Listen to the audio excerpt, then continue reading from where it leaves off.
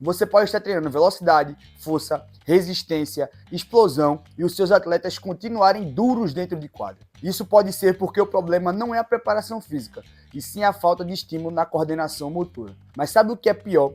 Muitos treinadores fazem os treinos de coordenação motora muito errado e acham que estão fazendo certo. E no final desse vídeo você vai entender porque existem atletas que quando fazem seus movimentos parecem leves, rápidos, inteligentes, enquanto tem outros atletas que parecem mais robotizados quando vão fazer a determinada ação no jogo. Então, se você é treinador, possivelmente você já passou por alguma dessas coisas que eu vou falar agora. Você tem um atleta que ele é forte, que ele é rápido, que ele é inteligente, que ele faz tudo que precisa ser feito quando você vai fazer atividades analíticas. Mas quando você vai para o jogo ou para uma atividade que tem uma complexidade maior, ele fica travado e erra tudo que precisa ser feito. E aí você pensa, beleza, o problema é a intensidade. Então você atola exercício físico nele, bota mais exercício de força, mais exercício de velocidade, mais exercício de reação, mas muitas vezes o que falta nele é um estímulo na coordenação motora. Mas treinador, deixa eu te falar uma coisa, nada adianta você trabalhar coordenação motora se você cometer um dos maiores erros que os treinadores cometem. Normalmente quando a gente fala de coordenação motora, o que vem na cabeça do treinador? Vou trabalhar escadinha de agilidade, vou trabalhar cone, vou trabalhar saltito, mas aí é que está o problema. Quando a gente fala coordenação motora, a gente não pode fazer atividades rígidas, atividades que os atletas já sabem o que vão fazer sempre. Quando a gente fala de coordenação motora, basicamente é o atleta ter que se adaptar à situação do jogo. Então, se o atleta for realizar exercícios de forma rígida, de forma previsível e sem ter que raciocinar antes de fazer o exercício, ele até pode melhorar sim no exercício em questão, na atividade em questão. Mas quando a gente for fazer algo relacionado ao jogo, ele ainda vai ficar perdido. E aí isso acontece porque muitos treinadores não sabem o que é parâmetros de pressão e como utilizar isso para trabalhar a coordenação motora.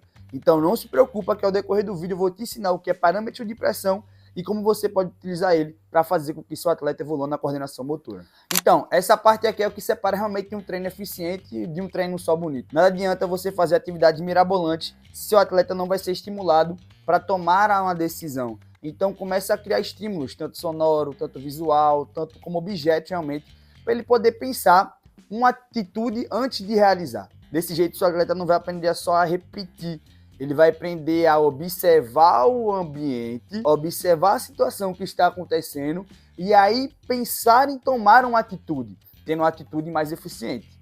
E aí você pode colocar isso tanto em atividades mais analíticas, mas também como atividades mais dinâmicas. E aí porque agora o seu atleta ele não vai ter só que fazer uma ação, mas ele vai ter que organizar o seu corpo, organizar o seu movimento em relação à demanda que vai existir durante o jogo. Porque o jogo é isso. O jogo não é algo previsível, ele é imprevisível. E aí você vai começar a estimular essa coordenação motora de forma mais eficaz. Mas antes da gente ir para o segundo passo, eu venho aqui fazer aquele pedido que você já sabe qual é. Vai aí embaixo, vou tirar 1 segundo da tua vida. Vai tirar 1 segundo da tua vida. Vai aí embaixo, curte, se inscreve no canal. E lembrando, eu tenho um Instagram que eu uso para mostrar um pouco sobre minha vida, mas eu também uso para poder responder vocês, ter um contato mais direto. Então se você quiser, vai aí embaixo e me segue no Instagram também. Mas agora vamos para o segundo passo.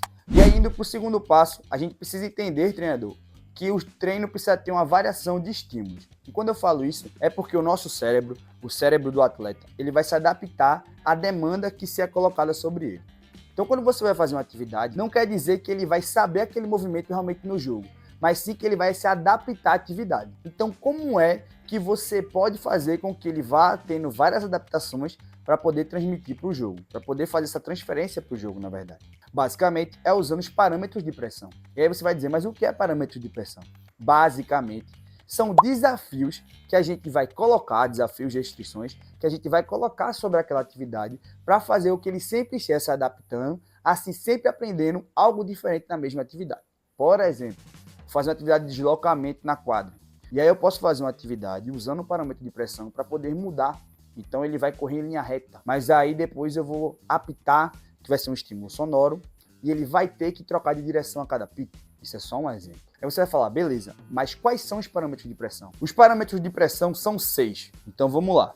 Precisão, organização, tempo, complexidade, variabilidade e carga. E aí você tem esses 6 parâmetros de pressão para poder fazer um planejamento, para poder na atividade estar estimulando o seu atleta. Então imagina agora, professor, tu ia fazer uma atividade só de drible, no handebol, só de drible. Agora tu tem 6 parâmetros de precisão, 6 parâmetros de pressão, para nessa mesma atividade tu colocar. Agora tu só tu colocar um parâmetro de pressão em cada, tu vai ter 6 atividades com o mesmo fundamento.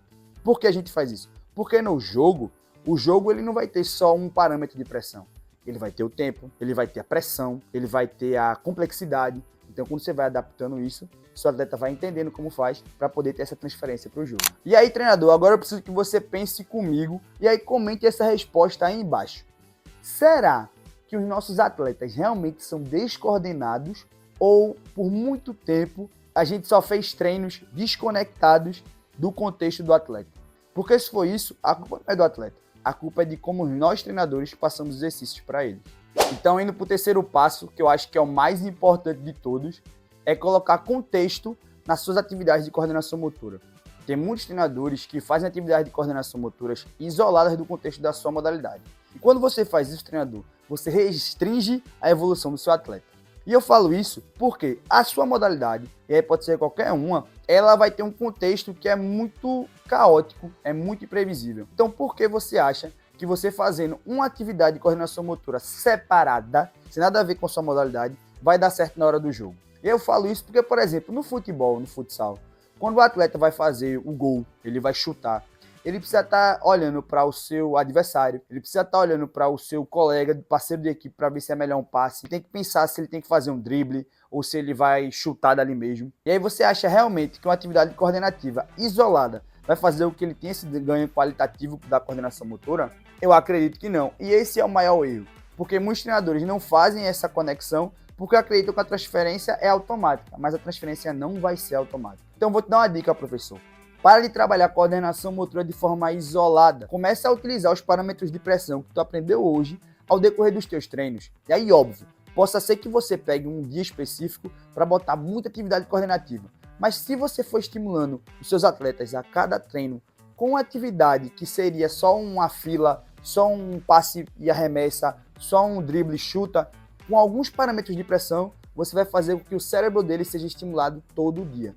E o cérebro dele sendo estimulado todo o treino vai fazer com que ele aprenda mais fácil e faça com que eles tenham melhores tomadas de decisão no seu jogo de forma mais simples. Comece a colocar isso todo o treino que tu vai ver uma diferença gritante na coordenação motora dos seus atletas.